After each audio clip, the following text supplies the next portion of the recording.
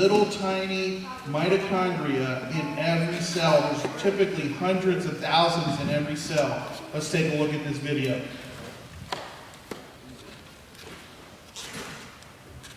We're going to zoom down inside a mitochondria.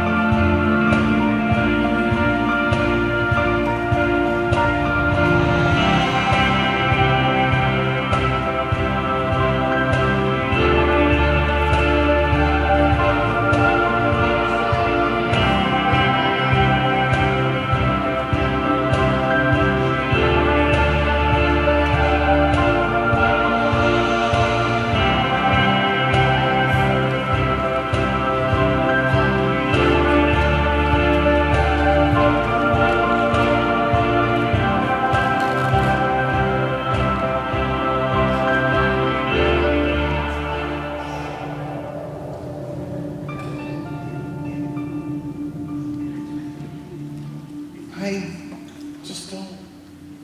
just don't want to fight about evolution.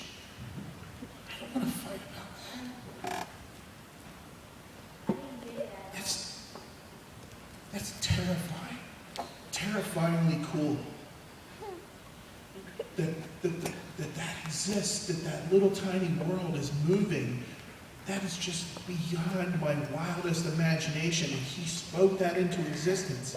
And you can argue about this or argue about that, but I'm going to tell you that's just one machine inside one cell. And there's thousands of machines inside one cell. And I don't want to fight. I'm telling you that I love what he does. I love his creation. I'm a part of his creation. He is my God. He made me. And I understand there's an argument, there's a debate, but that's the first. The cells are not simple. They used to think that they're simple, but they're not simple. They're just not. 10 years ago, it was seen that there was 2,000 chemical reactions every second. You can see from that, that's outdated information. Okay? Well, listen to me. What you just saw there could reproduce itself. The whole entire structure, the whole entire city can reproduce itself in 12 minutes. 12 minutes.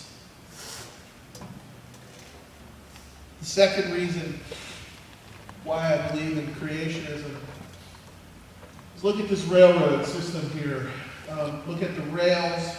The stone, it has to be set on the right kind of base so that the rails don't, you've got on your right-hand side, you can see a switch. You can see the glass in the booth here on the right. You've got these long trains that are very specific, that have springs, heavy-duty wheels, axles, bearings, cables. And at the end of these, you're going to have engines. You're going to have powerful locomotives.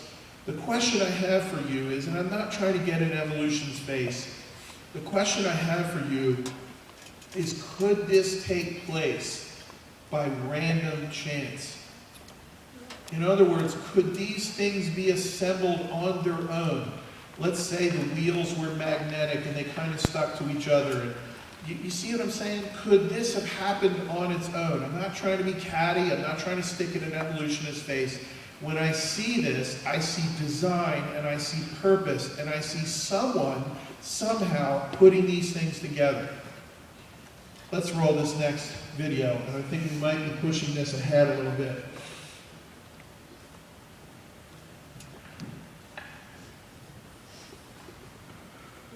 What we're going to see here is inside a cell, we're going to see a railroad system inside a cell.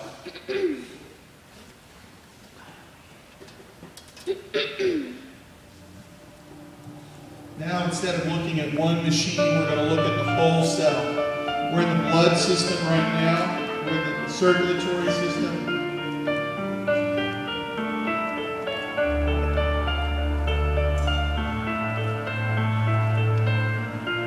Okay, those are rafts that move things around on the outside of the cell. When you get ready to fly down into the cell, here's a communication system that cells can talk with other cells. We're going to get ready to fly down into the cell. You're going to see rebar, and you're going to see this wire that holds things together. Now we're flying down into the cell, and you can see all the rebar. It's kind of strengthening the cell, but it's still flexible. Self-assembling. This is happening by itself. It's assembling a support system. It needs strength over here, so it's building a cell. Now here's a pair of scissors. That just cut off a piece that it didn't need. Here you see railroads being self-assembled. They're building themselves. This railroad is no longer needed, so now it's being stripped down. This is an actual engine inside a cell carrying a container.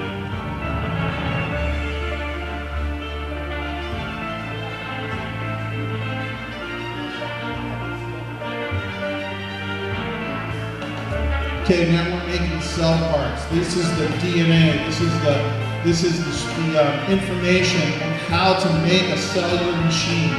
And as it spins around, you'll see little pieces coming off. And that's a part to a machine.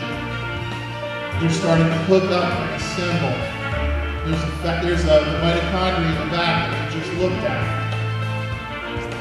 And here's a code.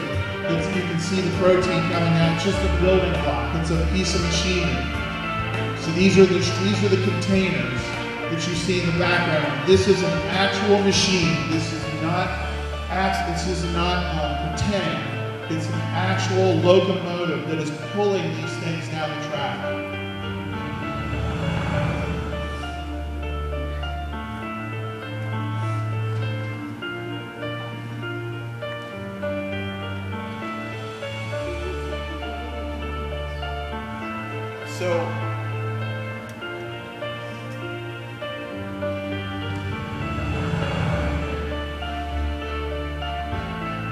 So here's the thing. When I was growing up and I was your age, kill that there. When I was growing up and I was your age, we had a cell was considered a circle on the paper with a couple dots in the middle. And so when an evolutionist, a macroevolutionist said that I believe that this evolved into this because we only saw cells as a circle on a page with a couple dots, you can say anything about that, right? If all it is a circle with some dots on it like we saw, you can say anything you want. But can you say that